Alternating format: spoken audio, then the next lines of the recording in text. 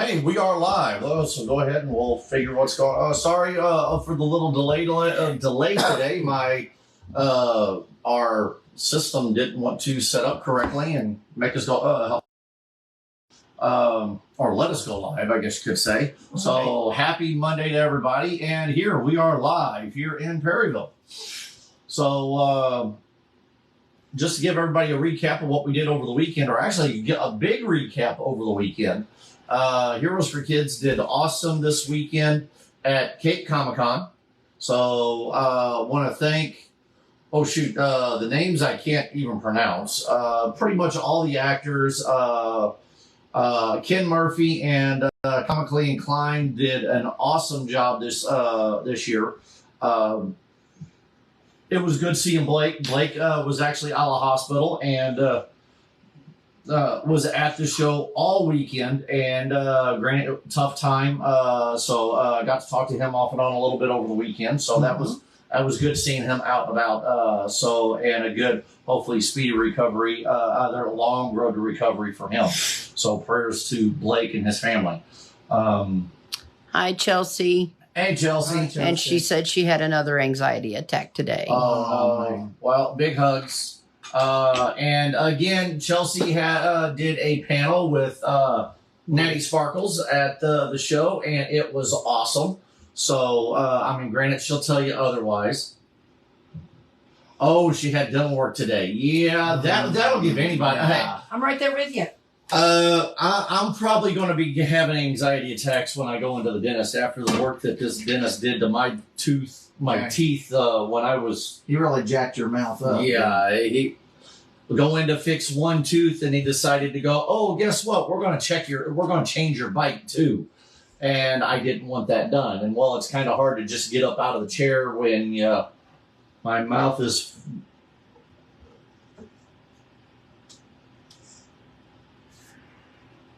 Took like 2.5 hours. Oh, wow. But yeah, I went in to have, I chipped a tooth, and he went in to go fix one tooth and decided, oh, your bite's off, and decided while I was sitting in a chair to go and try fixing my bite, which that's not why I went in there for. And now he's trying to charge me and say that, oh, well, the reason why you're having so much pain is because your teeth is bad, not because of what I did. Yeah. Wasn't too happy about that. Yeah, so that was not, tonight on Facebook Live, sorry, it's we're going to be doing something. Jess is making homemade chili mac.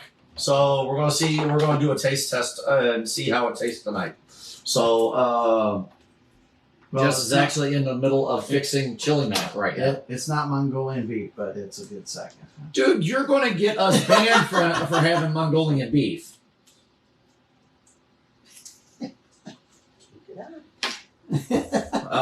But I want to thank all of the Heroes for Kids volunteers that came out, helped. Hi, son. But I want to thank all the volunteers that come out and helped this weekend out at Cape Comic Con. Again, this was one of our biggest, our best weekends at Cape Comic Con since we moved over to the Drury Plaza. So again, awesome. Again, I can't say enough about the guys at Comically Inclined and the way they put on the show. It was actually it was a real good show this year. Mm-hmm. Not saying that the other years were bad, but this one here was really that's good. what you're saying. Hi, White. Hey, White. But check out our page and White's got a hi, Chelsea. But we've got looking at scheduling more stuff for next year's events. So that's looking good. We've got a couple events coming up this weekend, or not this weekend. I'm sorry. This weekend is mine and actually tomorrow is mine and Jess's 26th wedding anniversary, and so this weekend we're getting away. I'm hoping. Your birthday was Sunday. And yes, I bought him a birthday gift. It was Bat Mite. Yes. Hey, I know you meant it teasingly, but it was kind of cool. At least I got you a piece of artwork, Yes, you did. and I've held it. It was an awesome piece. I've always teased him, especially with his car, that It's the blueberry. it's the blueberry, It's the right? blueberry. But I've always teased him. It's the Batmobile. Yeah. So and I've always teased him with it. I mean, I finally found a Batmite, and I had to get it for him. So that literally that's what. So yeah. No, it's cool. I mean, we rib each other all the time. So Yeah. I mean, Again, at least I got you an awesome piece of Captain America artwork. yeah, just Yes. did. Yeah. Yes, she did. So, Dennis, tell us about your weekend. Again, it was your birthday weekend, so tell us about your weekend. Well, Friday Yeah. when we get to the con, the whole parking lot's just chock full. So Yeah. we had to park all the way over by the Southern restaurant and walk all the way through the heat. And Karis was by the time we got to the door, she's like, "I'm already dying." I'm like, "Oh God." We get in the door. She goes. She's having her fun. We're having big time. But I had so many people coming up to me saying, "Happy birthday. Happy birthday, Batman. Happy birthday, Dennis. Happy birthday." No. And I was like, some of them I was like, "Hey, thanks. Great. Hey, long time no see you." And then there was people I was like, Who are you? "Who are you?" I have no idea who you are. And they're over there like, "Yeah, happy 60th, man." And I'm like, "How's things going in Perryville?" "Who are you? Are you looking at my window or something?" I was like, "Oh man, I didn't know half the people." But I appreciate all the birthday wishes and all that stuff. So, but yeah, I got some pretty cool gifts, and I even bought a picture that I couldn't let get away. So yeah, the big Batman. Oh, yeah. Yeah, you did. Yeah. So of course I got me the Batmite. I got a Captain America drawing, and somebody gave me a little plushy Batman that I Yeah. almost lost to Darren. It would have been a prize well lost. Yeah, it would have. That way, it'd been his dad with him everywhere he went, you know. But in a carry-on form. Yeah. And so, but yeah. My only problem that I had all weekend was I was testing out my new Wolverine claws, and I had to tighten them up, Tighten up a little bit. because the blades kept popping off. So okay. I finally had to Really dig it in there. really Huh? dig it in there just to get them to hold and stay held. Well, Friday, I wore my new Superman suit. What'd you think? I liked it. Yeah. I mean, It threw a lot of people off. yeah, It did. I'm used to seeing you with a cape, and it kind of threw me off for a little bit, and I think it threw a lot of people off. But you know, I've seen I've seen Superman in the outfit. You know, Yeah. like it was sort of reminiscent of the the '93 return. yeah, right. Yeah. Lois and Clark, the New Adventures of Superman. Okay. Sort of like that, but not exactly. But sort Well, the black suit that I did Friday was it's a play off of the. By the way, I want to thank Robin Johnson Jr. That awesome suit, fit perfect. A lot of compliments. Jess took all the photos on her phone, and we'll have photos from Comically Inclined or Cape Events. We'll be Yeah. posting them on our website, so I don't doubt people will see photos. But now back when they did a convergence. Back when they did the convergence of or they killed off the New 52 Superman. Yes, there's our the delicious chili, food. the chili mac. But when they killed off the New 52 Superman, they brought back pre-crisis Superman, full beard and the black suit. But it was not the same as the New 50, or it wasn't. Good night, Chelsea. Good night, dear.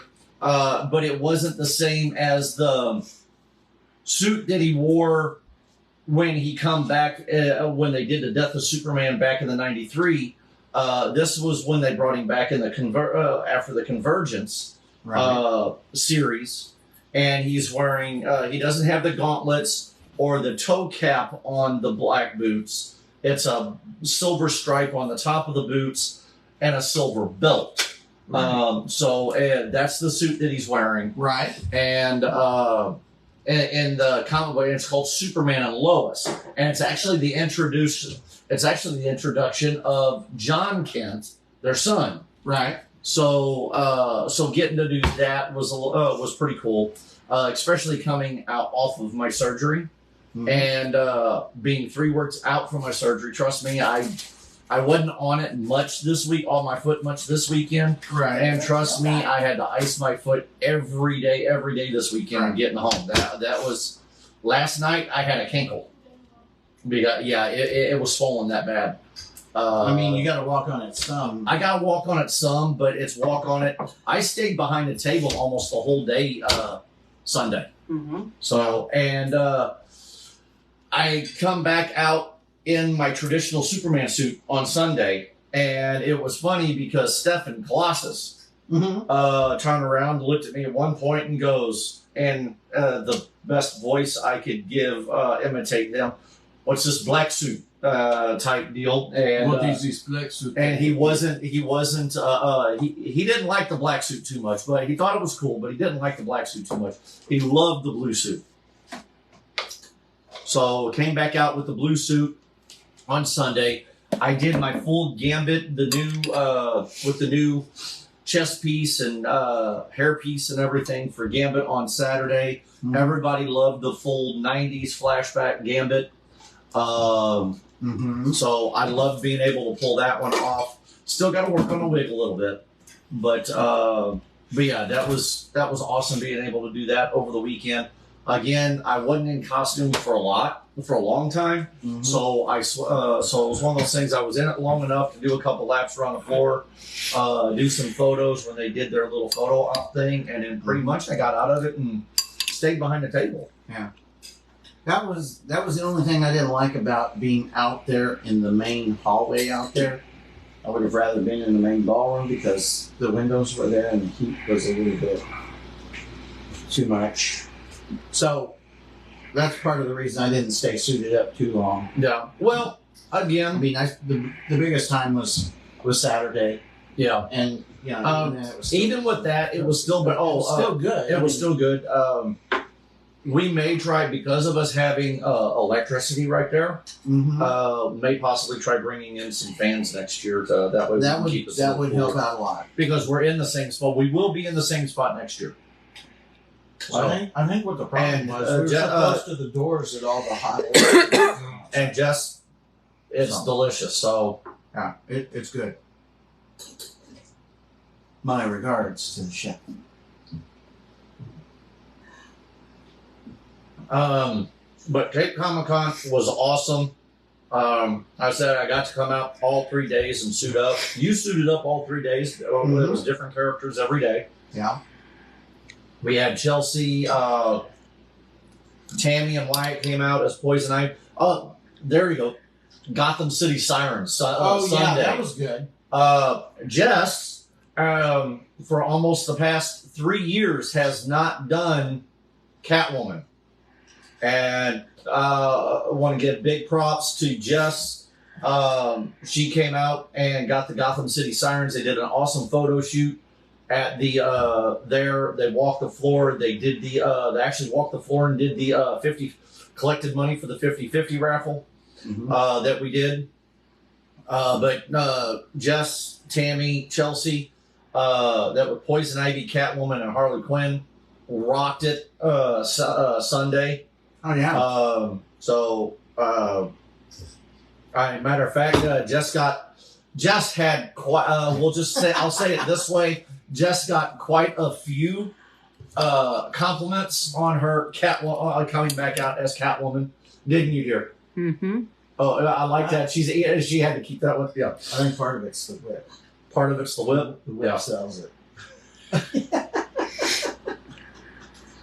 But yeah. Yeah, part of cosplay. Half of it is the costume itself, and then the Another half is the attitude. is the attitude you got to bring it. And Yeah. So the girls, when they were doing their photo shoot, they were bringing the attitude. oh yeah. So the Marvel photo shoot, we got all of us dressed as Marvel for a little while and come out. And then Chelsea and Maddie come over because they were Harley Quinn and Robin, and they come over like, oh my God, we're not in this one today.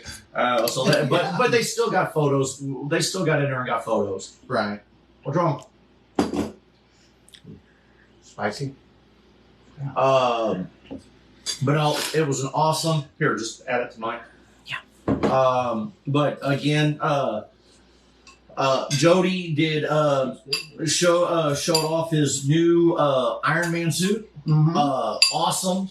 Mm-hmm. You had your updates on your Wolverine. Right. We're looking at we had two awesome people step in to help us with the Marvel stuff. Right. We also did a little bit of an X-Men thing as well, but we had two ladies walking through the store through the show, and asked if they would come and join us with the shoot, and they were Rogue and Mystique. So they came out as Rogue, and they come over and got in the photo shoot, and they had fun. So that was awesome for When them. I saw them, I was like, let me guess, X-Men Evolution? Yeah. And they were like, yeah. They were very pleased that someone recognized what it was from. But they rocked it. They nailed it. Mm-hmm. I mean, it looked like they just stepped right out of the costume. So. But yeah, it was awesome. Sunday went over and did got a bunch of us together, and we did when the ladies did their Gotham City Sirens. They tangled up Superman. Got a few pictures of that. Granted, it's only my fist, but they tangled up Superman. So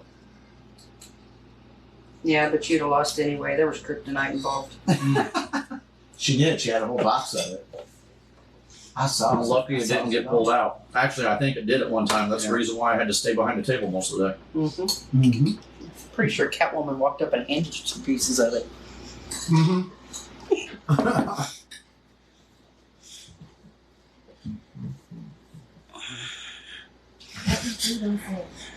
I was half tempted to steal that big giant orangutan that they had. I kept telling everybody that was Dave and Don of Forgeries. I told them that was Dave and Don's twin brother. And then they were lying to everybody that there was actually triplets. It was a cousin. And then Dave turned around and goes, "No, it was our cousin." Oh Lord! So yeah, it was good. Tessa actually debuted a new costume this weekend. It was Katara from Avatar: The Last Airbender. okay. Thank you. It was Katara from The Last Airbender, Avatar: The Last Airbender, and she also was, if I'm not mistaken, and I could be wrong on this, but I think she was the only one to get all of the scavenger hunt questions and won the scavenger hunt. So for Cape Comic Con, so that was cool. Yeah. Oh, she got a pretty cool prize pack on that. Yeah, that's the main thing. Lost the shirt and all that. But yeah, that I mean, it was all in all, it was an awesome weekend. Heroes for Kids got to raise what was it? We $1,300? About $1,300 this weekend. So again, thank you for everybody. We will be posting those photos on Heroes for Kids soon. So be on the lookout for those, and we'll be tagging all the if we can, we'll tag as many of the actors and stuff that you bought pieces for. But thank you everybody that purchased stuff at Heroes for Kids Comic Con, or not Heroes for Kids, from the Heroes for Kids booth at Cape Comic Con. There we go. Looking forward to the next show. Okay. Looking forward to the next show that we've got going on, which is, well, our next thing I think we've got is Toyman in July and in November. No, there isn't one in October. There isn't one. There's What about one in November. the But Moonlight Madness? this month, we've got what is that? There you go. You've got the calendar. Okay. Yeah. So we're not going to be available this next weekend. No, Jess and I are actually. Well, it's your Darren weekend, Right. and then Jess and I are actually going to be celebrating. Which tomorrow is our 26th wedding anniversary, but tomorrow. But we're actually going to be going out and doing something this weekend for our anniversary. So this weekend we're not planning anything, so it's all personal life. So we're taking a break for personal life this weekend. Yeah. I'm basically. It's not my scheduled Darren weekend. I'm helping out so that my ex-mother-in-law can go to her high school reunion. So and it's homecoming time. So that's to be expected, and but that's part of the reason. Now the 13th, Park Hills Shop with a Cop fundraiser. We'll be going. So we'll be going there and helping them out, right, with their kids. And then on the 26th, we've got the Moonlight Madness going on. It's on the Prairieville Courthouse Square. Mm-hmm. So and that's going to be from about 5:30 to 7. Oh, so. Well, And then on the 28th, we'll be in Mount Vernon. Yeah. The 28th. So that's a Saturday. Right. Okay. Yeah, Mount Vernon. Is that the thing that Clyde wanted us to come up for? Okay, so we are going up there. I didn't even tell Jody that. Okay, awesome. That's good. So yeah, we'll be going up there for Mount Vernon for the 28th. So that's going to be an awesome. So Superman will be flying up there for that. Yeah, no walking. You got to fly. Yeah. And make a very light landing. Yeah, no dramatic crack the pavement type. Nope. Like, But no, other than that, everything was awesome this weekend. If you want to come out and I don't know what our costume lineups are going to be this year for Moonlight Madness. Give me a second. I'll let the hooch in.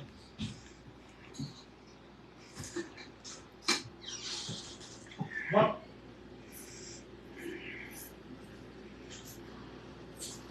I kind of have an idea what it's going to be. Well, we tried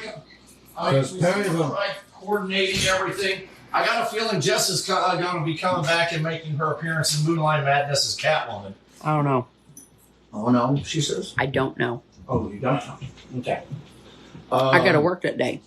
Oh yeah, true.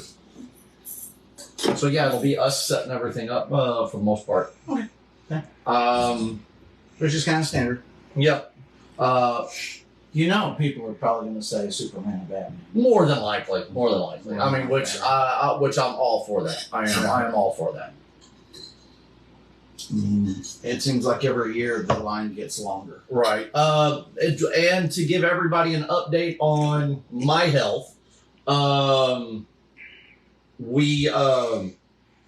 my foot is still in recovery. I had my doctor's appointment last Thursday.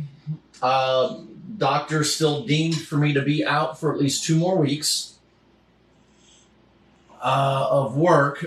So, I mean, again, I'm not running. I'm still very, very slowly getting back into working out a little bit. So that's going, it's going the way it's going. Again, like I said, this weekend, even though I was in costume, I wasn't in it for very long, maybe an hour or two, and I would do a lap around the floor and then come back to the table, sit down. Because, I mean, it still hurts to walk. Right. So, we're down to 2. Are we having difficulties with this? Because I'm flashing on Dennis's laptop. Please, if you're on, say something. Because we literally went from 4 to 5 people down to 2, and it's not wanting to. Please say something. I know Chelsea had to get off of here and she was tired. not feeling good because of. But Wyatt, anybody that's still on here, please say something. Say hi. I'm probably one of the two. Yeah, and sorry that we're eating, but it's one of those things. It's just this is delicious. It's homemade chili mac. So ingredients is a special blend. Let's see, hamburger meat, some Homemade chili seasoning. some spiral. I don't know what they're called, but spiral elbow noodles. Some diced tomatoes, or what's that? Chili ready tomatoes. Oh, chili ready tomatoes, and then she A put, home mixed chili and seasoning. then a home mixed chili seasoning. I can't tell you what's in the chili seasoning because I don't know because it was not made. It was made for me by one of our. I made this one. Oh, you made this one? I made this one. Okay, so Mama made this one. Got a nice little kick to it. Mm-hmm. Good, delicious. Mm-hmm. So, but this is. And then it's got Velveeta cheese. Mm-hmm. Yeah, we're flashing over here for some reason. Yeah, it's not doing it on my phone, but it's doing it on the computer. So, anybody got any questions for us? We would love to answer questions. I don't see any comments. We are up to date on all the comments, aren't we? Yeah, it looks like. Um, Last comment was I'm going to hop off and hopefully get some Tylenol. okay. Let's see. Hey, Darren, we didn't get to see you for very long, but No, I got to talk to him for a little bit. He come back. I ran into him a couple times when I got to walk around on the floor. Mhm. Dude, I'm gonna tell you that right now, Villainous Grounds, awesome coffee shop here, located downtown Perryville on the square, right across from the courthouse, right next to City Tavern. I want to tell you right now, Saturday by 5 o'clock. I think 6 o'clock. Villainous Grounds had to shut down. because they ran out of food. They sold out of everything. Oh wow, That was awesome. that is awesome. They closed today to recoup and recover a little bit. But they are, I believe they're back open tomorrow. But again, downtown Perryville, right there on the square. Go check them out for your comic book, your book, and your definitely your coffee needs. They're an awesome place. Trust me, Starbucks or any of these scooters, these places don't have anything on Villainous Grounds. I mean, they will make it exactly the way you want it, and for a good price. Right. So, Even on their iced coffee, their ice cubes are made of coffee. yeah. So it's You know, Nice coffee. we've worked alongside them quite a bit, and yeah, you can pop this as a shameless, or not a shameless, but you can pop this as a plug if you want, because I will advertise for Villainous Grounds all day long. They are good people. It's a cool and awesome atmosphere when you go in and sit down, or you just go in, get your coffee and go. But they're good people. Go on in. They treat every customer like family. So it's awesome. Like I said, it's an awesome place to go in there. But from again, like I said, Cape Comic Con, we had a blast. We even took some of the stuff because we're having issues getting frames and sleeves to put some of the artwork in. Because I mean, stuff's going out like crazy, or selling out like crazy at the stores. We even took our art that we didn't even have sleeved up or framed up to Cape Comic Con Sold several and pieces of sold that. several pieces of that. Oh, So yeah. that was pretty cool being able to do that. So we may still go ahead and do that as well. Keep doing that as well. Just that way we can get the everybody can get the full effect of everything we've got from Heroes for Kids. So did you talk Jody into getting the Iron Man picture? No, we still brought it home. He was really, really, really wanting it. He really wants it, so I don't know. I may have to. A Superman the Man of Steel may have to twist the Man of Iron's arm a little bit. Yes. More. So The Man of Iron. yeah. So yeah. But he got. Boy, it keeps bouncing. I mean, is it people are just logging on and logging back off? Probably. But if you're on here, please say hi. We would like to know that you guys are still on here, that you're listening. Sorry that we're eating in front of you. Hopefully it makes you all hungry and you guys step away just for a quick minute and eat with us. Because again, this is awesome. I mean, delicious chili mac. It is.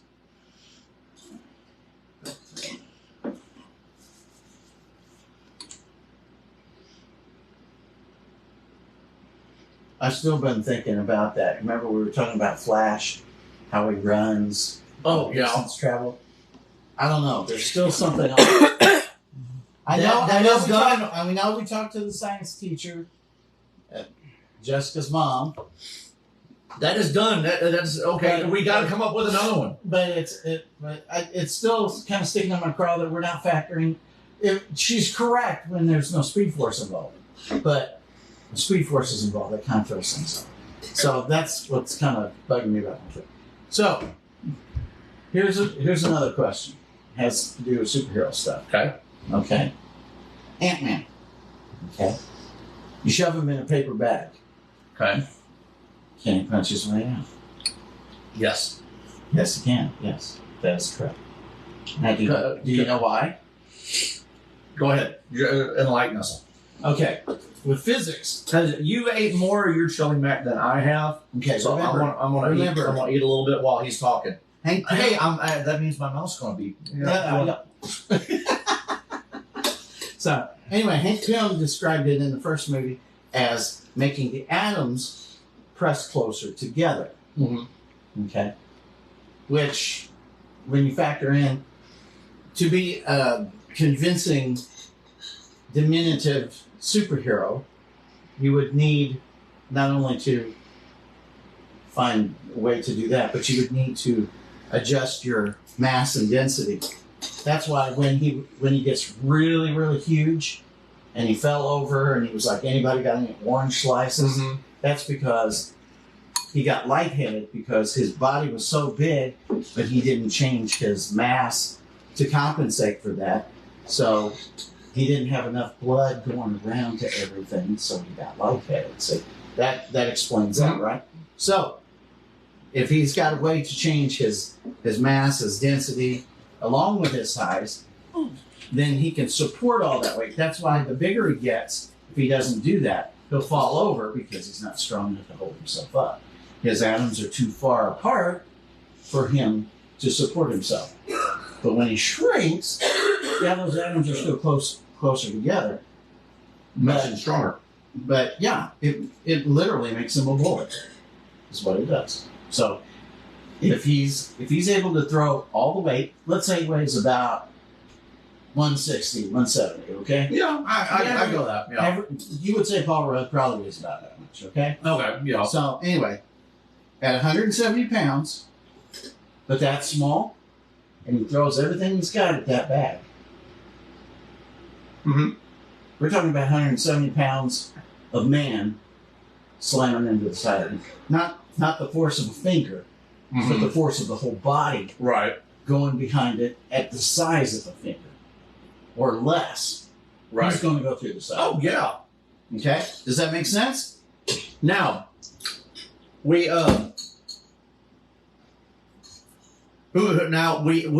started this conversation at Comic-Con. Mm-hmm. And even you agreed with me. Mm-hmm. Okay, let's see what the people out here think that when they see our when they watch this. Superman versus Cyclops. Right. Okay, because we took photos Sunday of Superman and Cyclops. Right. Okay. Both together. And then him hitting Superman. Now, Superman's heat vision versus Cyclops' optic blast. Right. And we all agreed on it that Cyclops' optic blast may be powerful. It may be powerful enough to knock Superman over or not blast him If he's caught unawares. if he's caught unawares. But the problem is, it's what's the word I'm looking for? It's made up of basically the sun's energy. Yeah, basically like Superman, he's a solar battery. Mhm. His cells soak in the sun. So you would almost be hitting him with basically a solar flare and supercharging Superman. Well, I wouldn't call it a solar flare, but Well, you yeah, see, his blast is concussive force, right, sort of like a punch. right, Okay, so it's not heat based. It's what the solar stuff does is it gives him the energy to access a portal to a dimension right, or it's right. The force is right in front of his eyes. right. So when he opens his eyes, it opens that portal to that dimension of concussive force. And he's But again, the beam itself right. is would be almost like a solar flare coming off the sun In terms of force. in terms of force. So it would literally supercharge Yeah. Superman. Yeah. Now, on the other hand, Superman's heat vision is a different. It would actually almost Yes. cut right through it. It would. It would cut right. It would cut right through it. And, it would decapitate Cyclops. Which do you think is going to suffer more harm? A guy punching at a flamethrower? Well, yeah. That's what it's going to be like. Mm-hmm. So, yes, if Cyclops were to get into he might be able to blast for a little bit and hold off Superman, but eventually that heat's going to cut through the concussive force. Right. And Well, on eventually top Cyclops of is gonna that, get hit. On top of that, I mean, you're literally powering up Superman. Right. So so there you go. That's the question. That's the question we've got. That's how we're looking at it. Right. Now, for our fans out there and our comic fans and stuff out there, what do you guys think? Do you think? What are your take on it? How would the two in a battle just with heat vision and the optic blast? Who would win in a fight, or what would it do to each other? Going at the same time Superman would just stand like this. In my opinion, Superman would just stand like this, especially like you said, not caught off guard.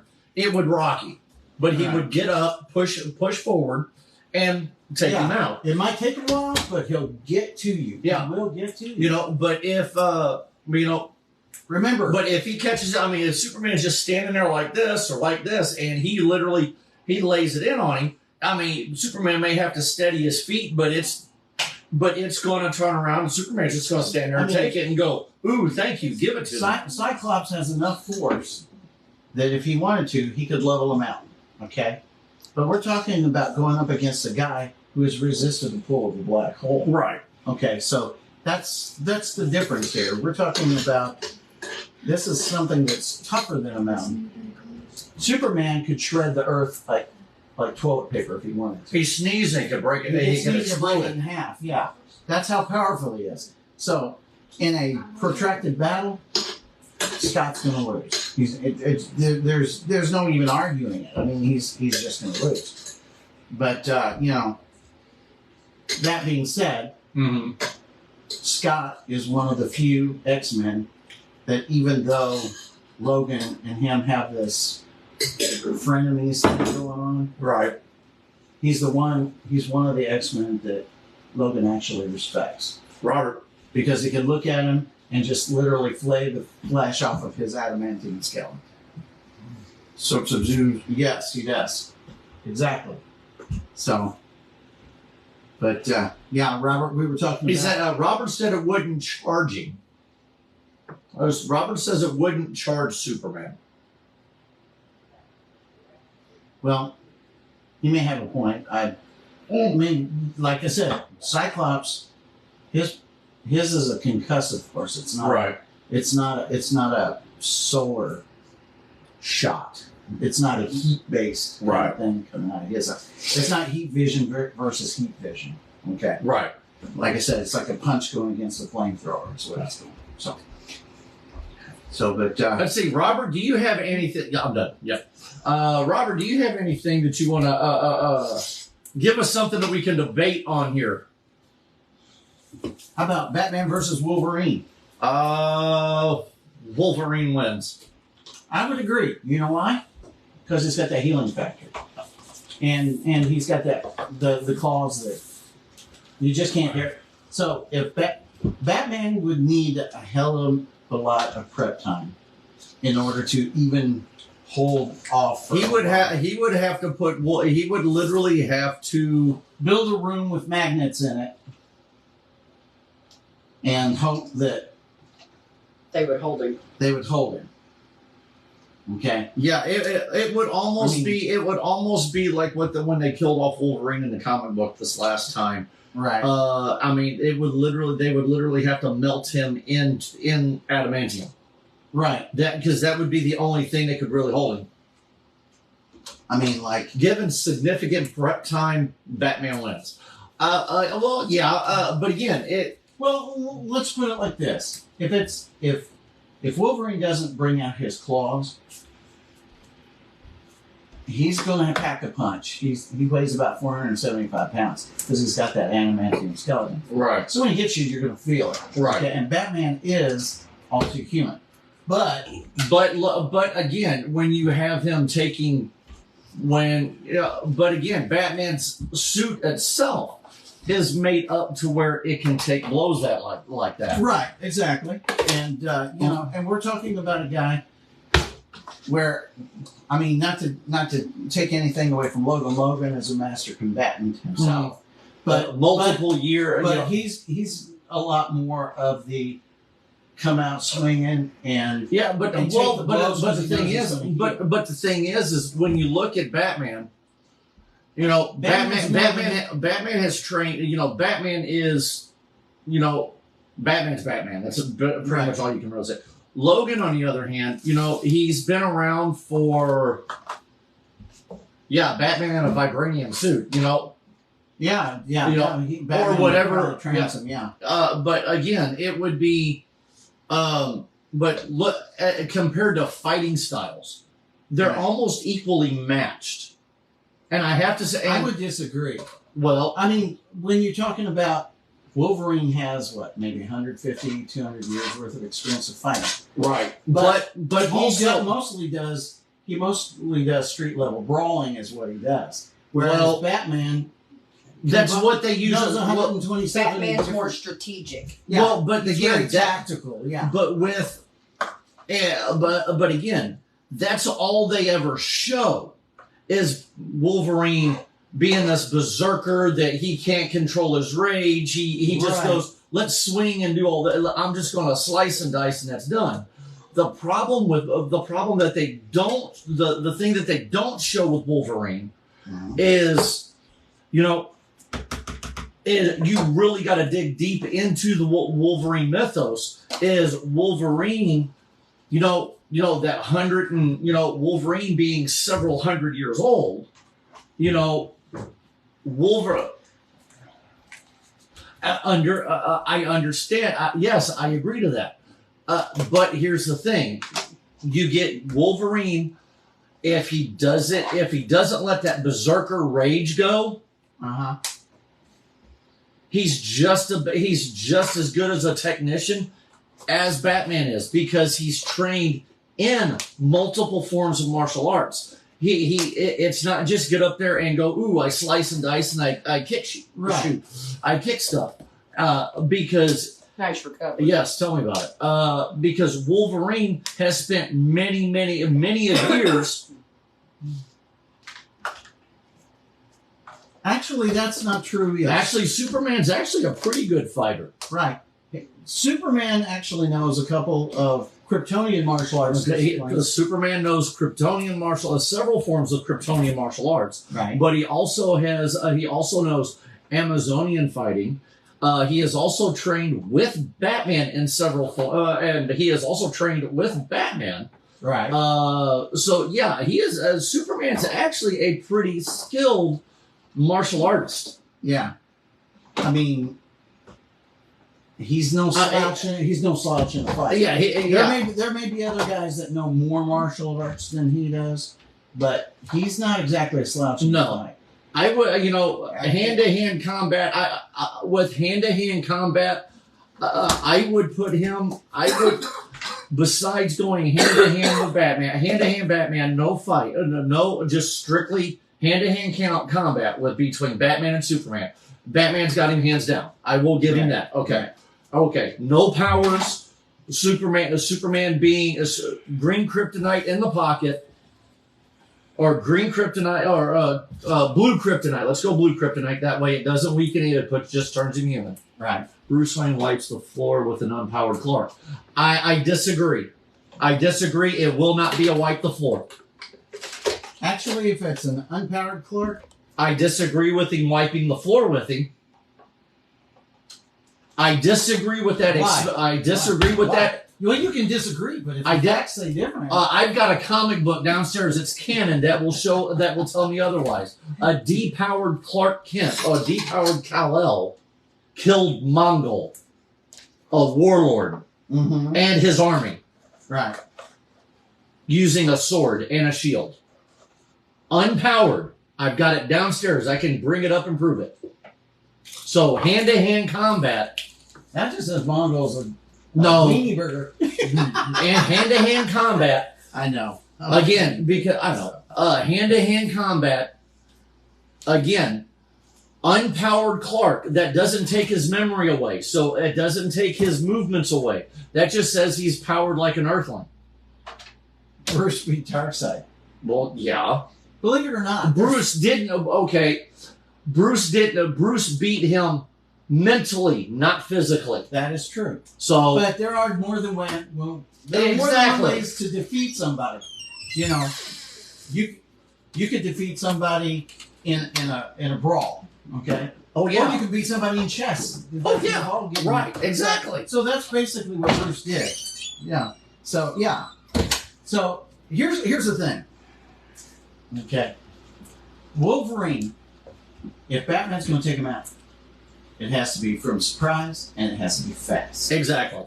It has to be fast. Because once Wolverine focuses attention on Bruce, it's over because he's got the claws and you give him the Berserker Rage unless you completely and I can't even say. And the problem is, and here's the other problem. It's got a healing factor. The healing factor is where I say Batman loses, is because I'll throw Deadpool into this. You know, just like Deadpool, you shoot him with the grenade, kaboom, Deadpool regenerates. Right. Wolverine has regenerated from a drop of blood. Right. You know, so Wolverine, he has the claws and healing with or without the adamantium. Right. Yes. So I can. So again, adamantium out of the question. I still see Wolverine because he lets that Berserker Rage go. Mm-hmm. Unless Batman knows a way to completely incinerate every molecule of Wolverine's body without him regenerating. Like say if they fought at a volcano and he threw him into the lava. Wolverine's come back out of that. Yeah, I know he's come back out of it. It took him a while, but Wolverine came back after one of the gruesome kills in Marvel Comics. Wolverine come back after Punisher ran him over with a steamroller. Right. Yes. Flattened him worse than the dude on a Who Framed Roger. Was it? Right. Professor, was it Doom? on what's Christopher Lloyd's character in Roger Rabbit. I know who you're talking Yeah, about. Though. but he flattened him worse than Doom on Roger Rabbit. You know, except for the skeleton. no, he and he popped right back out of it. He was still crawling, Huh. cussing at him as he was crawling. Because I know that Yeah, he pancaked him. Yeah, I know that Logan has been ripped in half and had one half of his body thrown a couple miles this way and the other half. and it's found each other, and yeah. fused back together. Yeah. So Matter of fact, Hulk did that. yeah, Hulk did that. Yeah. So Wolverine's healing factor means that if the battle starts getting a little too long, Batman's going to lose. He's Yeah. going to eventually lose. It's like if he went toe to toe with, say, Captain America. Captain America does not get tired, Huh. so he could fight him. You better take him out quick, because if you don't, Yeah, but the problem is Cap will memorize what he's doing right. and counter it, and because he doesn't get tired, he'll just wear Batman out until he just can. Yeah, but the problem is Captain America can be killed though. Yeah, that's Well, true. so can Batman. So can Batman But if you hit him in the right spot. But yeah, but I can. But and the thing is I can see. But the thing is I can see Captain America beating Batman on one with literally one detail. what's that? Captain America is not afraid to use one item as Batman is. The gun. Exactly. Right. And if he sees that he's losing a fight, Captain America will go back to Old Faithful. Yeah, And Captain America is he's a soldier. he's a soldier. He will and Captain America will unless Batman is completely 100%, he won't die. But he'll be out of the fight. Who, Batman or Captain America? Wolverine's healing factor can be overwhelmed. He won't die, but he'll be out of the fight. Yeah, but Yeah. once he regenerates, that's not going to stop him. But once Wolverine regenerates, he's going to go back after him. And then when he goes back after him, he'll take Batman out. Because Wolverine will not let the grudge go. Right. And with Wolverine's training, unlike some of the training Batman has, even though you can say, "Ooh, he was like the next head of the League of Assassins." Right. Okay, Wolverine was in the foot, or the hand. I'm sorry. The foot was Teenage Mutant Ninja Turtles. Yeah. But Wolverine was part of the hand. Wolverine trained with assassins. He's trained with ninjas. He's trained almost fighting style to fighting style is what Batman has. Wolverine has lived centuries with monks. So is Batman. Well, not centuries because he's not that old. Yeah, But- remember, Batman has one of those, I guess you could call it photographic memory. Mm-hmm. So what it takes other people years to learn. He could learn He it. can learn in a few Right. months. So Teenage Mutant Ninja Turtle Wolverine. Hey, yes. Teenage Mutant Ninja Wolverine, Wolverine. Mutant Ninja. Yeah. Teenage Mutant Teenage Ninja Wolverine. Mutant Yeah. Yeah. Oh Lord. So that's like That's it. That's the word I'm Yeah. looking for. I did. that's like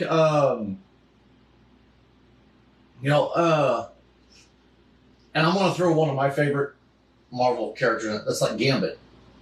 Everybody misinterprets Gambit because he hasn't been out there. A lot of people go, "Oh yeah, I remember him from the '90s TV series," or Right. just a little bit I've seen in the X-Men comic book. But they haven't read they haven't literally read all the back stuff or his miniseries or stuff like that to get to know more of that character. Mhm. Gambit, yes, he's now he's the king of the thief guild. Right. You know, he's trained with the assassins. You know, so not just those two aspects. He's traveled the world. So there's a lot more. And then on top of that, his mutant ability, because of his mutant ability, makes him, which is canon and is in the Marvel, it is canon with the Marvel universe. He is a speedster.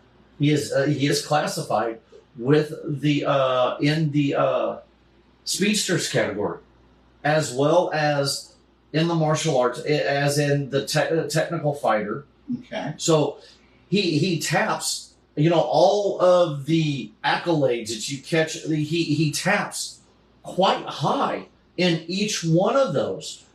But if you just know Gambit as the character, that what you see him in the X-Men comic book or see him in the 92 series, right, it doesn't show him like that. Right. But when you read all the other stuff that has him in it, he tap dances. Yes, he can. But hello, honey. Hello, my darling. But between everything else, between all the other accolades that he has that a lot of people don't get to see or know about, I mean, he is one. I mean, he is, and I'm not saying this because he's my favorite Marvel character, but go back in and look at just some of the stuff that this guy can do. I mean, he can take out some of the best fighters in Marvel and DC universe. Well, I think a lot of that has to do with it. Anything you give him, he can supercharge it and make it explode. Not just that, just his fighting ability. He's taken Wolverine out hand-to-hand combat. Multiple times. Shut up, Robert. Yes, you are. Yeah, but he has taken Wolverine out multiple times For pizza. Yeah. Bullseye, Yeah, Bullseye. Yeah. who is literally one of, I mean, I'd say when it comes to top-notch bad guys that you don't want to mix anybody up with. I mean, I'd put him up there within the top 10 of Marvel bad guys. Okay. Gambit wipes the floor with him. Magneto. Gambit has looked at Magneto and went, "You ain't even worth my time," and walks away from him. Deadpool. He's looked at Deadpool and taken Deadpool. Deadpool, those two are almost matched, almost when it comes fighting prowess. And Deadpool is one of the top 5 martial artists or hand-to-hand combat guys in the Marvel Universe. Okay.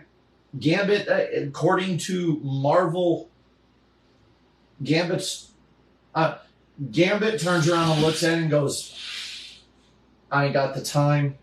What's in the comic book? There is actually a spot in the comic book where there's a hit out on Gambit. Deadpool walks up to him. He just looks at him and goes, "Dude, I ain't got the time. I just got done fighting him. How much is the debt?" Here, it was I think $10 million. Mm-hmm. And he literally writes a check out and goes, "Here you go." And then they sit down and have a beer. Yeah. Well, that's the best way to handle it. Yeah, everybody talks about Tony and Wakanda and Black Panther being the richest in all of Marvel. Yeah. Gambit, he's the king of the Thieves Guild. His riches top both of them. You do realize that T'Challa was listed by Forbes magazine as being the richest. Yes, I know. Because vibranium is so rare. So rare. Mm-hmm. That T'Challa is a trillionaire. Okay? I would opine that if there's anybody that's smart or that's richer than T'Challa, or Bruce Wayne, or Lex Luthor, or Tony Stark, that would be either Namor or Thor. Okay. Okay? Well, let's see. You got Because of access to gold, right. or, when you think if Namor is the king of the seas, all the summer Right. treasure and all that stuff, Oh yeah. yeah, I mean, Let's see. Let's. So which means Forbes magazine is incorrect possibly, but because they don't Forbes was going because for, they don't go because they don't take into account everybody because okay, you got Black Panther. Let's see. Let's go with it. Just Marvel edition. right. You got Black Panther. You got Doctor Doom. You got, hell, we'll throw Charles Xavier in there because He's filthy rich. he's filthy rich. Right. Reed Richards. Yeah, he's filthy rich. So Tony Stark. Right. So I've already listed 5, 6 there. and that's not That's a Namor. Okay. Well, I think that would be the 6. Okay, that's What about just Lex 6. Luthor? What about Lex Luthor? That's not Gambit's mind. That's everybody else. No. He's got a point. Hey. There's a reason he's the leader of the Guild of Thieves. No, United Guild. The United Guild It's of the- Thieves. yeah, no, it's not the United Guild of Thieves. It's the United Guild. It's the thieves and the assassins. Okay, but either way, See, look. give me your money or I'll kill you is a great motivator. But he might have a point here. It's But somebody else's Gambit, money. but again, Gambit ranks in with those on being some of the richest people, and some of the richest people in Marvel Comics, because whoever is the king of the patriarch of the guild,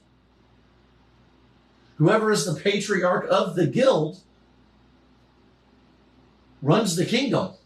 well, yeah. You got yeah.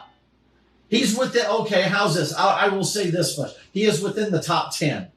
Okay, Okay, we'll go that route. He is within the top 10. point stands.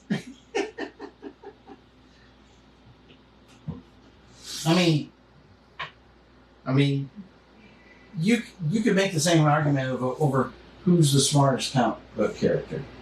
Some say Lex, some say Bruce Wayne, some would say, Tony, Stark, Reed, right. whatever. Doom. Yeah. Well, when you're talking about stuff, like for instance, Hank Pym, he's definitely Yeah. smart. Okay, But he doesn't get mentioned. Yeah, he gets knows- mentioned last. he Again. knows about Pym. Siri. Yeah, Siri. Yeah, Siri. Yeah. Anyway, Siri, however you pronounce it. cereal or whatever. Siri. Anyway, but yeah. The thing about Siri is that Okay, here. Oh hell! See, we didn't even list Emma Frost, Norman Osborn. We didn't even Wilson Fisk. We did see online. It has Black Panther. So Black Panther, Namor. that's Dr. Doom, Marvel. Tony. That's the Marvel list. This is Marvel's list. right. So 1, 2, 3, 4, 5, 6, 7, 8. That's the top 8, according to online. Now Yeah. what online is that? Is that through Marvel? That's not Wilson's money either. Well, but again, it's got him on there. I'm So Gambit, I put Gambit along in there as well. I don't know. Wilson runs business enterprises with gambling and drugs and prostitution. and all of this stuff. Okay, Yeah, so technically, people are paying for the services okay, that he's making. but sure look, about. okay, So maybe it's sleazy capitalism, but it's still okay, It's still somebody else's money okay. The coming to Thieves him. Guild isn't, they're not extorting people, but I mean, They're- ripping them off. They're stealing. no, that's one thing I can say about the Thieves Guild now. is now that Gambit is in charge. I'm a legitimate businessman. Yeah. One thing I can say about Gambit being head of the guild now, Yeah.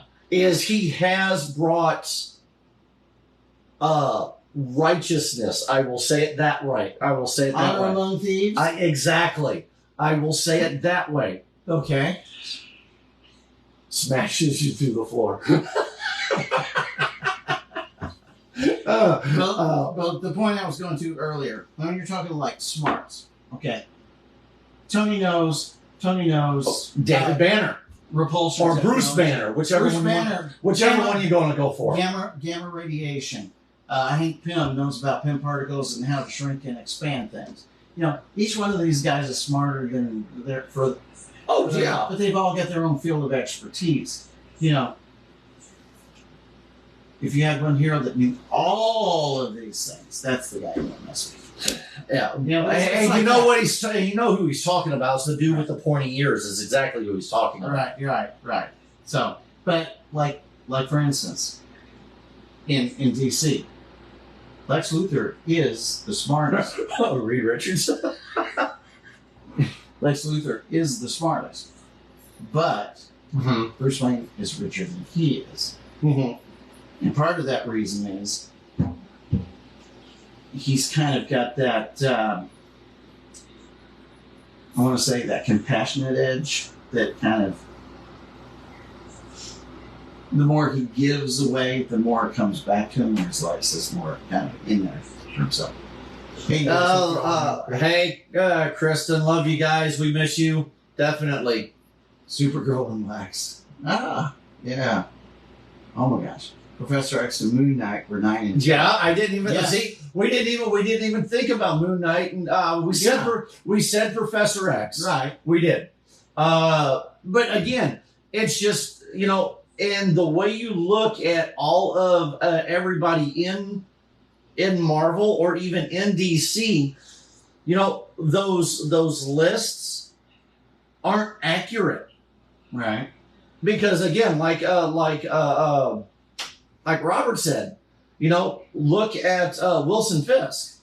Wilson Fisk, it might be in his bank accounts, but that's money extorted. I mean, he shouldn't be if we're going by true money that, then you can even take Tony Stark off of there too. Why?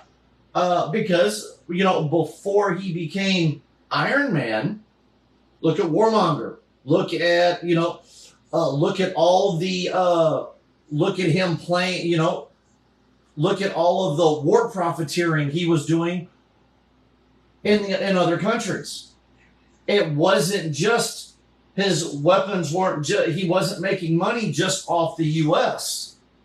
with all the Stark technology. But Tony, he was doing what he was doing. And you got Tony was selling technology. Tony was offering a good and service, okay? But for money. That's still okay, but he's selling it to warmongers. That's doing the same thing that Wilson Fisk is doing, same thing that Gambit's doing, same thing as okay. Wilson is known to extort money from people. You want me to keep this secret? You're going to pay, and you're going to pay through the nose. Tony Stark doesn't do that. Oh, Tony goes, bombs, here you go. Pay for the bombs. We got them. Okay. no, that was Tony. No, that was Tony's dad. Once Tony Stark found out that was Tony's dad was with that. That was Stark Industries that was doing everything behind Tony's back. Once Tony started, because that was when Tony got rid of it. That's when Tony goes, nope, I'm going to do Iron Man now. Right. Okay. I see what you're saying. You see what I'm saying? Right. So Stark Industries, who helped him where but Leader of the Thieves Guild, not his money either. See, we already talked. yeah, we are. But again, Yeah. the thing is he's the leader of the Thieves Guild who controls that money. That would be the same way as 90% of everybody else. Again, T'Challa. Yes, he's the king of Wakanda. Right. Okay, that money is his. Right. Right. He- Well, hold he on. own- he owns- He inherits that money. He inherited. That's not his money. He inherited it. If he inherited it, once the inheritance kicks in, it's his money. But again, he inherited. If your dad left But you again, money, okay. But hold it's on. not Hold on. his money. But hold on. He's passed on. Okay. It's your but- money. okay. Well, here we See what go. I'm That's the same. Okay. That's the same way with Gambit. That is the Thieves Guild money. That money belongs to the King of the Thieves Guild. Belongs to the King of the King of the How Thieves did Guild. they get the money? Okay. Thieves steal. They took something that wasn't theirs. But okay, That's now not you can't his money. now you can't tell me Wakanda Wakanda didn't just make all of their money off of what they have there. Reed Richards didn't do the same way. All of them have crooked ways of getting all their money to make them rich. Okay. T'Challa, You missed Okay. the point. The money Gambit controls is stolen. Right. Okay, well then you got to take Wilson Fisk out of the list. he's got legitimate businesses, though. You've got so does Gambit. Does he? Yes. Then that's his money. That is his wealth. Well, all of it. If But, it's but if you're talking about the Thieves Guild money, that's not his. Okay? Gambit is But actually if he owns a casino or something, that's his money. he owns actually. Yeah. You see what I'm saying? Okay. Let's go like this. T'Challa does not sell a good or service. But he does. Wrong. But he does have possession of the rarest mineral on Earth. Right. He sells those goods and services.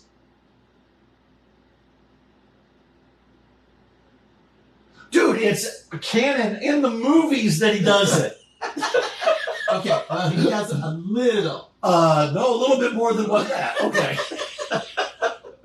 Either way, if you sell a good or service that is yours and you sell it, that's The Thieves and Assassins Guild, they sell they sell sell stuff that they stole. It's not theirs to sell. so same way with Wilson Fisk. Yeah, Jess said it. Jess said it right. Possession is 9/10 of the law. Of course, she's going to back him up. I think adamantium is more rare than vibranium. I could be wrong. Yes, that is correct. Well, if you go with today's canon, I don't think it is. But if you go with the canon from if you go canon back early 2000s before, yes, I think because when they did when X-Men 2, the movie X-Men 2 United, Mm-hmm. adamantium was in comics was the rarest mineral because it was actually because the adamantium, and this was canon, adamantium at the time of X-Men 2 was made from an asteroid. Right. Right. When it was made from an asteroid. Because if you watch or even X-Men 1 or not Wolverine Origins actually really changed it. That was when it was Wolverine Origins really changed it and turned it into, and that's where I was getting messed up.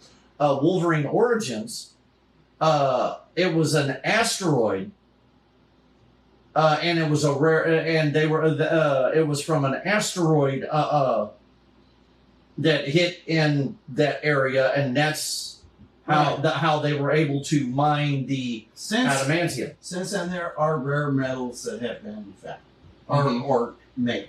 Okay, for instance, they figured a way to make an alloy out of adamantium And vibranium, both, yeah. proto-adamantium. Right. Okay. Then, when Captain America's shield got broken by Thanos, I think it was. Anyway, they fixed it. Odin gave Uru, which is an Asgardian metal, and they forged it into the proto-adamantium and made him a new shield. I would have to look that one up, Brian, but that's possible.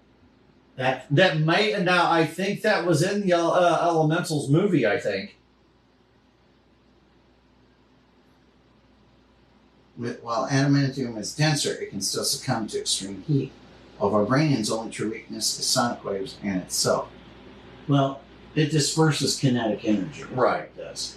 So that's why when Thor hit his shield with the hammer, the sound waves went knocked over the trees Right. because it dispelled all that energy. Mm-hmm. Instead of shoving it through Cap's arm and crushing him to powder, instead it dispersed it through the woods and knocked all the trees over.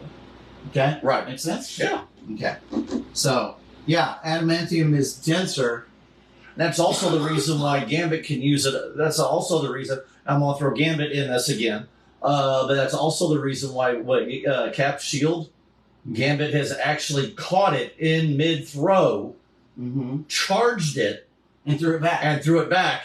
and it exploded, and that's the reason why it didn't disintegrate. It stayed because it could hold that charge. Unlike poker or anything else he charges. Well, when he threw it at Cap and it hit Cap, that energy had to go somewhere, and Right. vibranium discharges that Right. energy so that it hit. But Cap again, and knocked him because off of and it because of literally- the right, but because of the way the shield's made, right. his new shield's made, that because anything else, if Gambit he turns it into a bomb and it all explodes. Right. Unlike the shield, when it made contact, that energy dispersed and it didn't blow it up. It didn't disintegrate a shield. Well, I think part of Gambit's charm is that he knows how much energy to put into it. He didn't want to kill Cap, Right. Just knock him out. just knock him out. Right. Okay.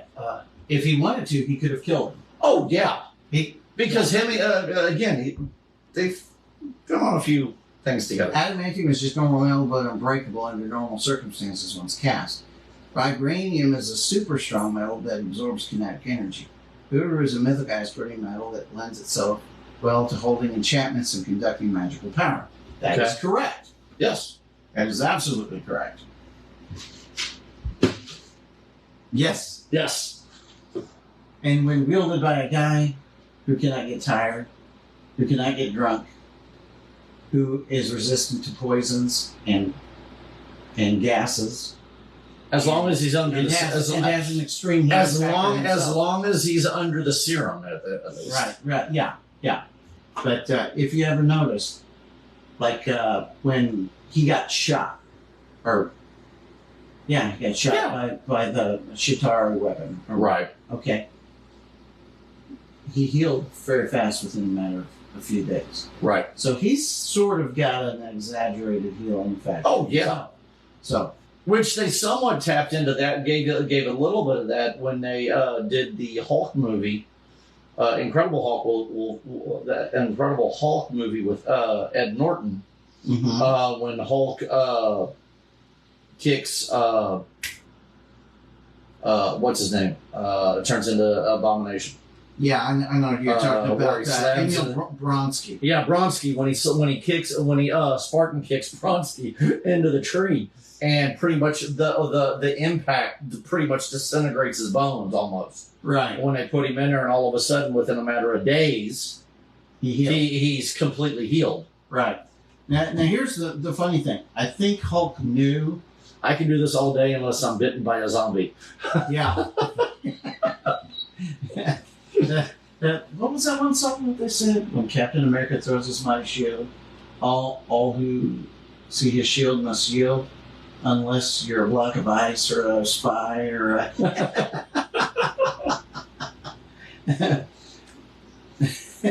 Unless, unless you're a spy or a really big block of ice, then you don't necessarily need to yield.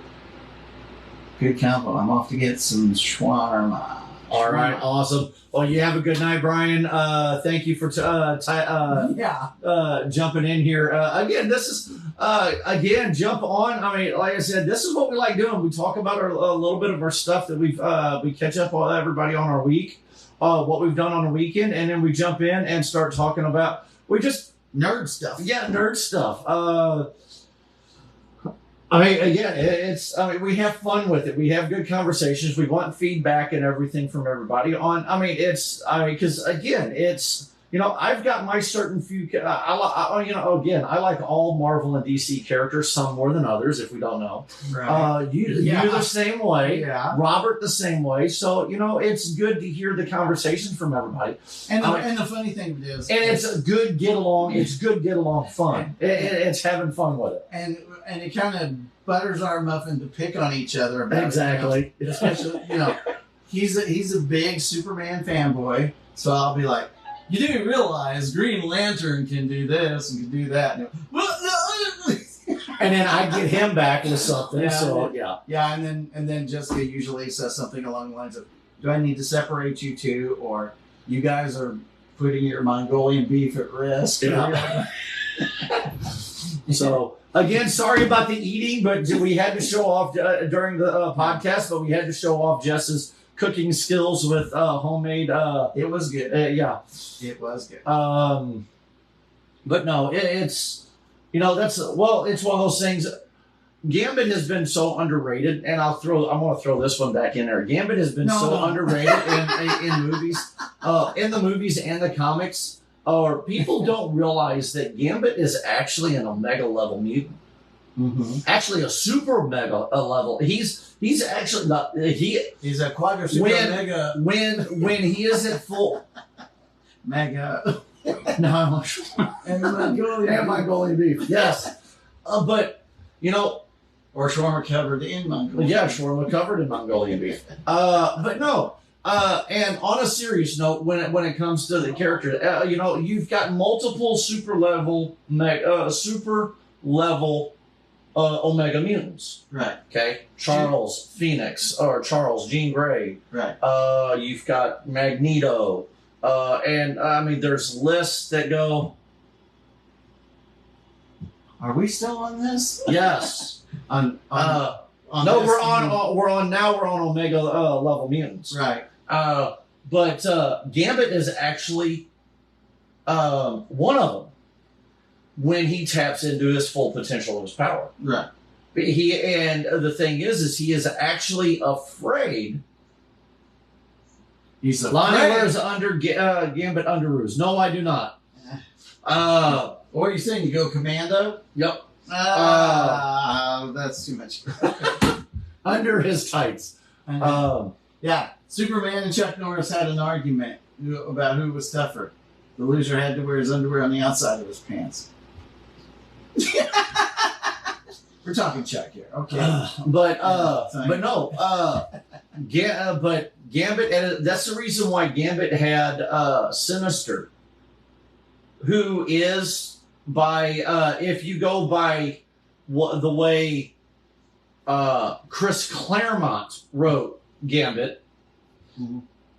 who is a unaltered clone of Sinister, Mr. Sinister, okay, that ended up gaining powers unknown to Mr. Sinister at the time, because Sinister didn't put any of the... Sinister wasn't born a mutant, was he? No, he was not. Okay. He was born a geneticist. And he was born and then became a geneticist. Yeah. He had But to be 18 born. yeah. But he was... I blame Dennis for this. Okay. But Sinister was born, and they actually say that one of the reason why Sinister and Cyclops is have that tiff with each other is because the group home that Scott and his brother Alex? Scott and Alex were in, Sinister was also in there as a child, one of the clones, because see, Sinister was actually born like in the 1800s, and at one point in the comic books, he was actually Jack the Ripper. That would not surprise me. Because of all the genetic science stuff that he was doing. Okay. But he was never, when they got ready to catch him, he kills himself. But while he did that, he was actually cloning himself. And as he was cloning, that's how he became a mutant. Okay. Okay. Well, then it came further down the line. He tried starting a family. he couldn't start a family. So he genetically created. Now, this is according to Chris Claremont, Mm-hmm. the actual author, writer, original, The creator of Wolverine, you know, Right. a lot of them. Right. But according to Chris Claremont, in Chris Claremont's actual words, he was Gambit was supposed to have been an unaltered clone because he wanted a child that would never become a mutant, that would be a regular human, Right. to live and grow in a normal society. Okay. Well, That didn't when work out. that didn't work out, when he found out that when he finally pretty much hatched him, that was when he was sent to the orphanage, or not sent to the, he was put in a hospital. He was stolen, and then you see what you've got now. Because he was born with he somehow or another his eyes turned to red and black, and instead of killing him off, fly by night, he drops him in a hospital. Mhm. Okay. Then he gets stolen from the hospital, and then later, he actually gets stolen and sent to basically a work factory, basically, Mhm. by a person called the Pig, and literally looks like an overgrown pig. And while he's there, he learns a little bit of stealing and all that kind of stuff, but it isn't until he runs into Jean-Luc LeBeau and tries pickpocketing that he takes Gambit Mother's Other's Wing. wing and ends up going into the Thieves Which Guild. explains the name Remy LeBeau. Right, because at that point he doesn't, and then even at that point he still gets re-kidnapped. Once the guild takes him in, he gets re-kidnapped by the Pig along with his brother, one of his brothers, and then ends up escaping, and he has to live with. And during the escape, one of his younger brothers died Mm-hmm. and he has to actually use. That is one of the first times he actually uses his powers. Wolverine was created by Marvel editor-in-chief Roy Thomas, writer Len Wein, and Marvel art director John Romita Sr. Yes, I know. Yes. Yes. Little known factoid. Yes. Cyclops was created in September 1963. That's when the X-Men. Right. Okay. The same month I was born. Cool. So I'm as old as Cyclops.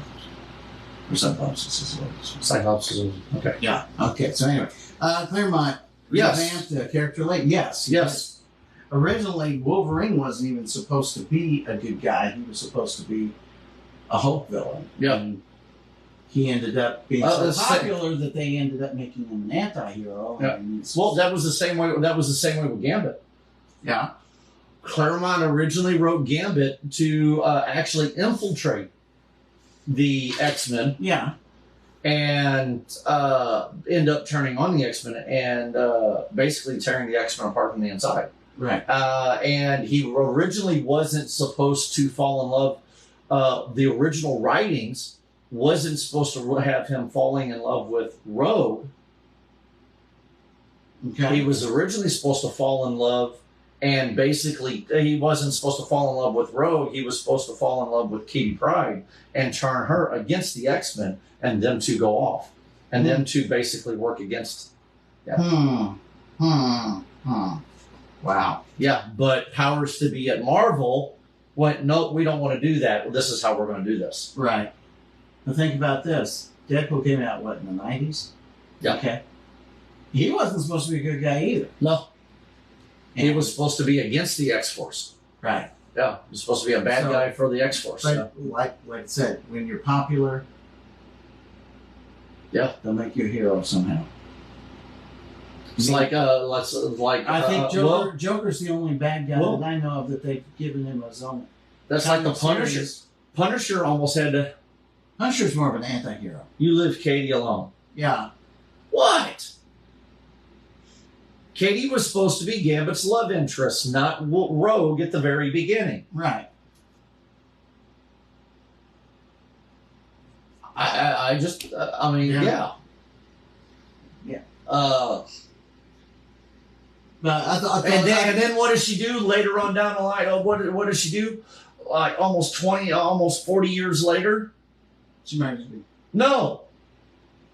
She falls in love with Colossus. And then she falls in love with Colossus. They get engaged. And then at the last minute, they're on their honey. They're getting ready to be in front of the preacher. They're in there. They gets ready to put Colossus gets ready to put the ring on her finger. And she goes, "No, I can't do this." Boom, and then fades away. She ditches Colossus and leaves him at the altar. Okay. And then everybody was like, fingers in here, la la la. What? I guess he doesn't know that. That's kind of common knowledge. And then because at the they go, now I'm sorry everybody, the wedding's off, we don't know what's going on. Well, everybody, let's go to the reception and have the food and drinks, blah blah blah. And that's when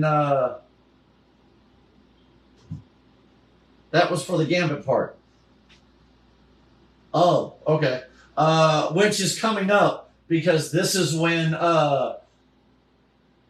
Gambit and Storm are talking, and he sees Rogue on the other side of the room in a gorgeous gown because she's one of the maids of honor, and Gambit's just like, Mon cher. yeah. And that's when he turns around and goes, that's when Gambit walks up to Rogue and says, he goes, we've been through this enough. I have to do this. I love you. Well, it gets down. He says, we've got everybody here. I love you. I want to marry you. Literally impromptu, boom. And they literally take over the wedding. And that's how Gambit and Rogue get married. They, because, everybody was there. Everybody's family was there. So let's do it. She's like, shush. So, yeah.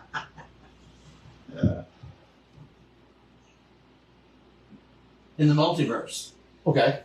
Wolverine and Storm Get together. Quite a few times. Get together quite a few times. They even have a kid eventually. Yep. Gambit and Storm's gotten together. Yeah. Good God, this guy gets... Oh, wait a minute. They should make a soap opera. It'd be like Life of the Bold and the It'd be like Beautiful. Bold and Beautiful, Yeah. where everybody sort of married everybody at one point in their Well, lives. take it. Okay. X-Men but it'd be X-Men the soap opera. Yeah, and Cyclops would be the man whore of the whole thing. Cyclops, yeah. Yeah. Yeah. He goes, Jean, it was just a just a psychic affair. It didn't mean anything. Scott, you jerk. Well, because as many times, it would be like in the Bold and Beautiful, somebody dies off, and then eight episodes later, here that person comes back. That would be Jean Grey almost every. Yeah. It would be every season. It would be Scott and Jean. Jean would die. He would marry Emma Frost, and then at the end of the episode, you'd see the door open, and there's Jean standing in the doorway, and then going, "Oh my God!" Yeah, it's almost like. And then he would, and Emma with this ring, Ivy. Stop the wedding, Jean. But if you've noticed, yes, and Jean's clone. So you've got Jean, you've got Jean, Madeline Pryor, and Emma Frost. All three of them. He must be Mormon. He's got 3 wives. He's never had, and he's married Jean multiple times. Madeline Pryor, I think, once. Right. Emma Frost, I think, at least once. And now she's getting ready to marry Tony. They've never gotten a divorce. The only reason why Jean Grey and Scott's marriage would be null and void is because Jean dies every 4 years. Right. Yeah. But he does. So death do you part. But then he remarries her while he's still married to either Madeline Pryor, because he never got divorced from Madeline Pryor. He never got Didn't divorced. she die? I don't think so. No, she's still in the comics now. Okay. Yeah, but Emma Frost, he's still married to Emma Frost. So he's got multiple wives. And he's not in jail? Yeah, You know why he's not in jail? because it's about the Xavier money. Yeah. Xavier pays him off. Shut up, walk away. Or I'll make Scott stare at you real hard. Bam! And then, yeah, if it's a woman cop, he'll marry you. Yeah. No, I'll shut up. Yeah.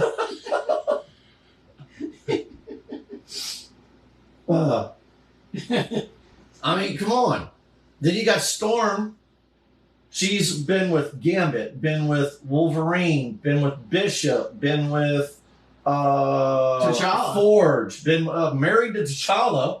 Right. If I'm not mistaken, she's still married to T'Challa, but she's still shagging it up with everybody over here. Well, I guess you could say so is T'Challa. That's when he's not dead. Right, you're right.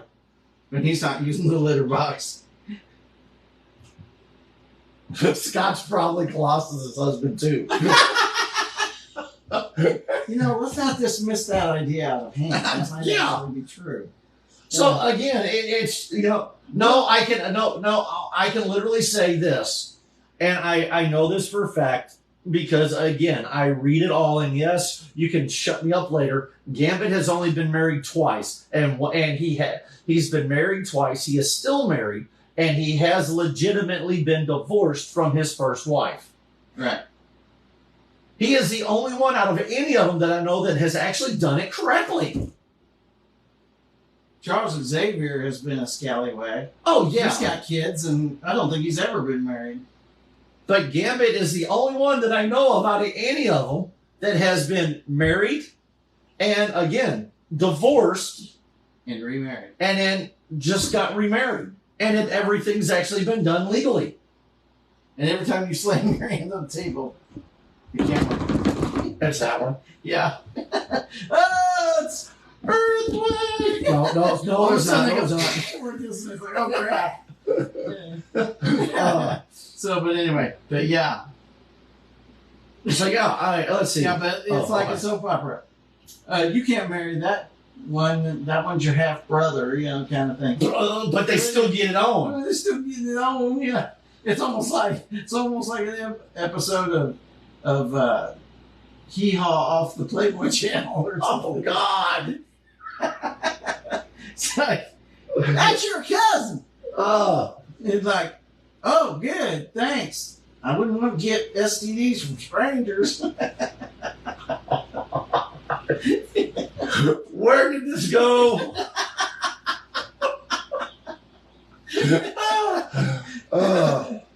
I mean, and the X-Men are not the only ones that do this. No. The Avengers have been scallywagging too.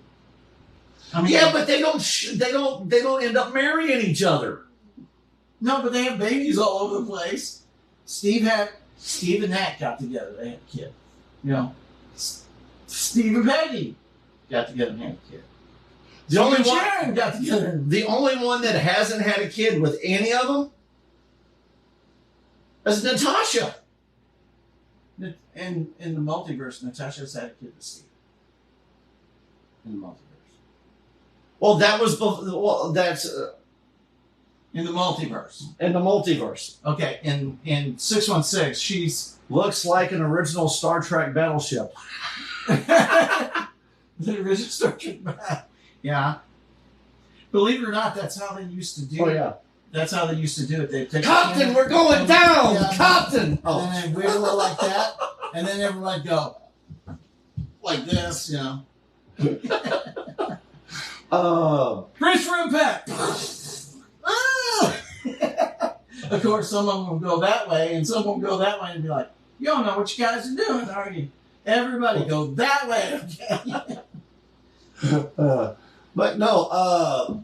But yeah, I mean, other than again, in the multiverse, in one of the other, she didn't have her woman parts messed with, but the normal Natasha, normal canon, Right. normal universe, She hasn't had any.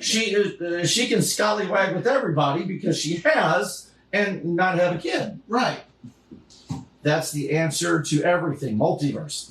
Yeah. Right. Yeah. Well, see, but the thing is me talking about the stuff with Gambit is not the multiverse. well, that's, I'm talking everything canon in the 616 universe. you want to talk about Skank, Wonder Woman, Steve Trevor, Batman, Superman. Almost the whole Justice League. Yeah. And everybody on Themyscira. Yeah. Any male that's come to Themyscira. Yeah. I wouldn't be surprised if she got on with Hercules and a few other. I don't doubt it. Yeah, she's very freewheeling. Yeah. Free loving and free willing. And if she looks like Gal Gadot, I don't blame her one bit. Just do me a favor. Don't do Gambit is broken and powerless multiverse. What? I'm sure on some planet, yeah, he probably is. In multiverse, he probably is. Yeah. We'll talk to Loki about that. Yeah. So, yeah. Yeah. But the 616 Gambit. I mean, even Batman hasn't had as much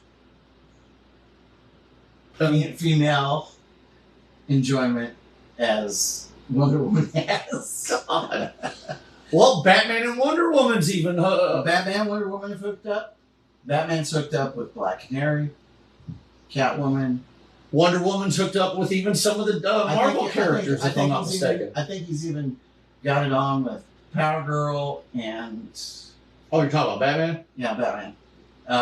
Nocturnal Night, Vesper Fairchild, Batgirl. Julie Madison, Vicky Vale. I like how you've ignored that one. Yeah. Yeah, Batgirl. Nightly. Yeah. Bruce rolls 3D. Batman. Jess. Batman goes, now serving number 9. Jess is over there saying in his dreams. I don't know. He's like, got a wad of bills, and he's like, oh, it's so hot in here. And then, I don't think. Okay, let's anymore. steer this back in towards. We're almost getting into the. We're getting into the sex men as opposed to the X-Men. We went from we went from money. We went from money to sex. I guess that's how it leads. I guess They kind of tie. It's like those news stories. We went from power. What? There it is. We went from power to money to sex. Right. That's next is drugs and rock and roll. I guess. You see it in the newspapers every day. Yeah. It's amazing. Edgar, who couldn't find a wife for 45 years, wins $10 million in the lottery, and the next day finds the love of his life. Brown chicken, wow. Brown chicken, brown cow. And then 3 months later, he's divorced. Oh. And broke. Yeah. She took more than half. Yeah. But yeah, that's the way it rolls. Yeah. Must be nice to be so rich that you can say, I'm bored with you. Here's Jack. I got what I want. Yeah, but she only takes half. But she takes half of everything he's got. Yeah, but if he makes $1 million every Second, but maybe even more than that. Okay. They probably have prenups or something. Probably. Or they're so rich they're like, I don't need your money. I'm just gonna chill with my own. So, Hold on. get out. Let's see. Anyway, yeah. Let's see where we. Let's see. We've got just a few more. What is that? Prenup, and post-nup. Yeah. What's up? What's up? He goes, yeah. Well, I'm not gonna lie. I did get a lottery ticket. I probably won't win, but I did get one. But Or correction, I didn't get it. Jess got it. So you know where I'm going. I'm sleeping in. I'm going to have a makeshift doghouse out here. But if she Did wins, she just give you a stink eye? she gave me the stink eye when I said yeah, that I got it. Yeah, I She got the got stink. She got it. I got the stink eye. Trust me. We Yeah. had it. Yes. That's what she's saying out loud. But you guys didn't see the look that she gave me when I said I got She it. got the ticket. You got the shaft. She got the ticket. I got the stink eye, and then she goes, "No, we got it." Okay. Okay. Yeah. Yeah. Remember, what's yours is hers, and And what's hers is hers. And almost what's yours is hers. Oh. Just give me one going and beef, not leave. But anyway, yeah. So, Mongolian beef, no chicken and dumplings, no beef tips and gravy. oh man. Dude, by the time you're done, I'm going to be kicked to your house. By the time I'm done, you're going to be licking my cat's food bowl for some meat. All because of you. You'll be spreading it on crackers like pate. You'll be like, curse you, Dennis. I got to fight with Sassy over the food bowl. Just have a meal. No, I'd be fighting Darren over the spaghetti, over your pot of spaghetti. Yeah. I hate to tell you. Darren would win. Yeah. Flat out. Yeah. I'm afraid you met your match there. He'd strangle you with the spaghetti. He'd strangle me with the spaghetti he was eating. Yeah. The one guy you couldn't defeat. If it's a war, spaghetti war. I'm done. Yep. You might defeat any other man, but not that boy when it comes to spaghetti. Oh, Lord. He puts Batman to shame, huh? Let's go like this. Every once in a while, I'll make a big thing of spaghetti. I'm talking a big bowl of spaghetti. Uh-huh. I'll get maybe a bowl or two out of it. And he's And it's gone. well, I'll tell you this much. When Jess makes a big meal, everybody goes home with a bowl. Okay? Right. And sometimes a pretty decent sized bowl. Mm-hmm. Especially when it's a day or within a couple days that we know that Dennis is going to have Darren, his son. She makes sure Dennis gets a little extra. That way Darren can have some. Right. Right. I have been. Dennis gets. I have gotten the phone call on Sunday afternoon, or Monday morning, or Monday evening when he comes over to do the Facebook Live. I'll bring the bowl back over, and he'll look. He goes, "I didn't get any of it." I mean, this would be a big bowl, and I'm like, "What do you mean you didn't get any of it?" He goes, "I had Darren this weekend, and he had." I gave him a little bit just to test it because it was when to see if he'll eat it. And then next thing you know, he's more. And I was like, son of a gun. He'd have most of it ate in one day. Yeah, I know. I'm like, thanks for leaving the skin. God. And then your daughter, we'd go out there, you take leftovers home, and I've seen your daughter take it from you. I mean, literally eat it, take it, snag it right out of your hand. That's true. What's funny is, I'll say, Karis, let's go shopping, and we'll go to Walmart, and she'll say, "Oh, I want this, and I want this," Mm-hmm. and then it'll sit there and almost go bad if I don't eat it. And then when I do eat it, then she's like, "Oh, I want my food." Yeah. And I'm like, hey, Tessa's the same way. I'm like, oh. She goes, I'll have the melon slices, and I'll have the baby carrots, and I like this and that. It's like, okay.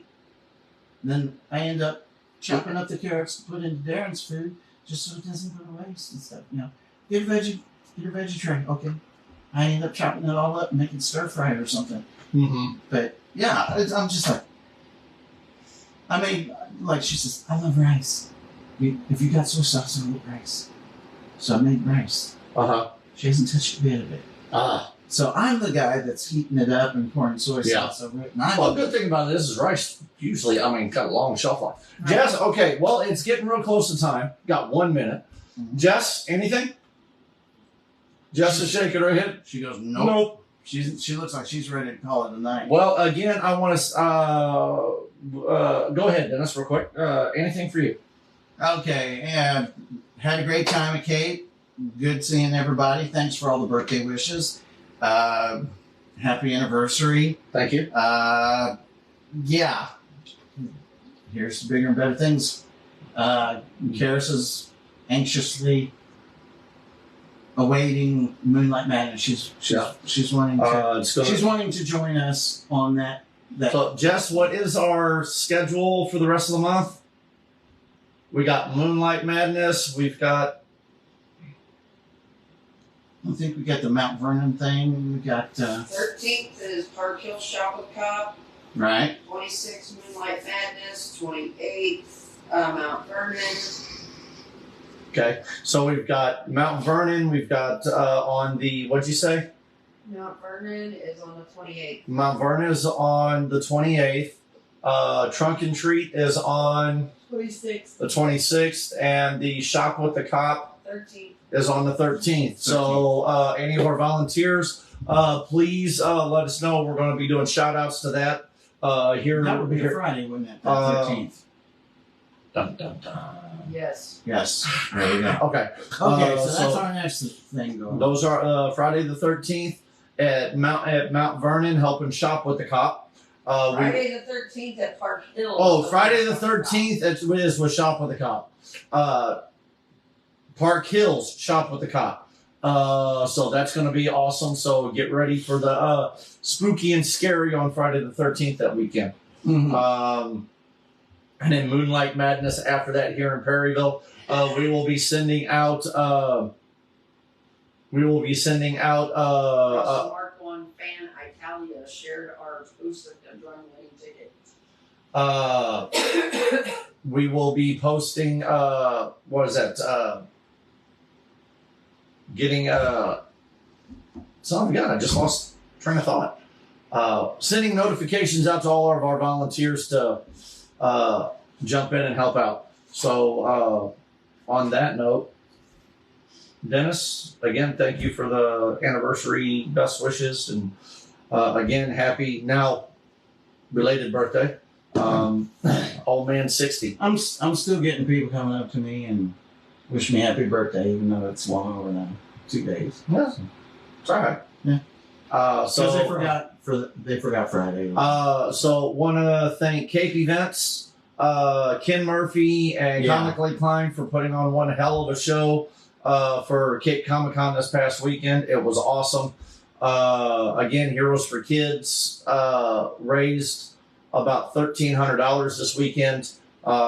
So definitely want to thank Cape Events for letting everybody for putting on a good show, and hopefully everybody had an awesome weekend this past weekend down at the Cape Comic Con. And on that, hope to see everybody at some of the next outings we have.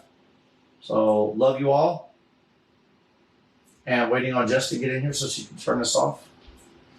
Because we're gonna act knuckle. We're gonna be like.